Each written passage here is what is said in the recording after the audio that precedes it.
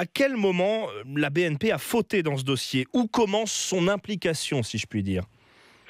Alors, elle commence les 14 et 16 juin lorsqu'elle accepterait d'effectuer les transferts que lui demande sa cliente de l'époque, la Banque nationale du Rwanda, qui est donc la banque centrale publique de l'époque, qui finance le gouvernement rwandais de l'époque, qui accepte de faire ce transfert d'1,3 million de dollars sur le compte suisse d'un courtier d'armes sud-africain, M. Ehlers, alors que, Benoît le rappelait, on est en plein génocide et que l'embargo sur les armes avait été adopté par l'ONU un mois plus tôt. Mais parce que la question principale derrière, c'est est-ce que la BNP était forcément au courant de l'objet de ce financement? À quoi allait servir cet argent?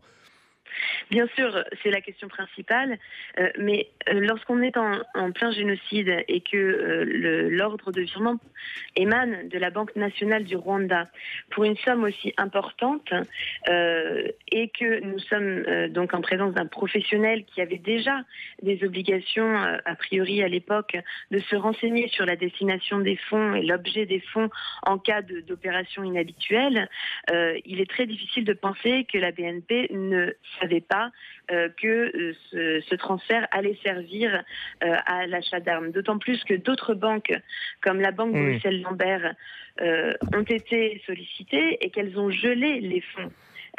Or, la BNP a continué à autoriser la Banque nationale du Rwanda pendant quelques mois à faire tout transfert.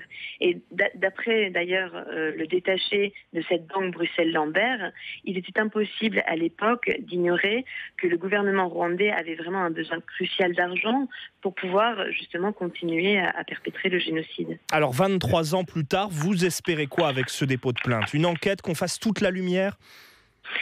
Voilà, nous espérons qu'on fasse toute la lumière puisque cette plainte est vraiment une occasion de montrer que les institutions financières peuvent aussi être impliquées dans de graves violations de droits humains.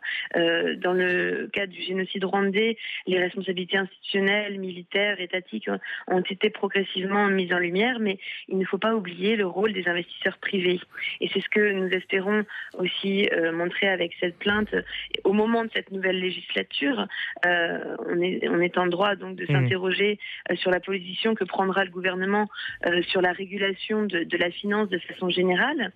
Et puis, nous pensons aussi vraiment que cette plainte est l'occasion rêvée de montrer l'intérêt de la loi sur le devoir de vigilance qui vient d'être adoptée le 21 février dernier. C'est ça, et à laquelle Sherpa a beaucoup contribué depuis des années. Pourquoi on rappelle cette loi et pourquoi cette plainte intervient maintenant?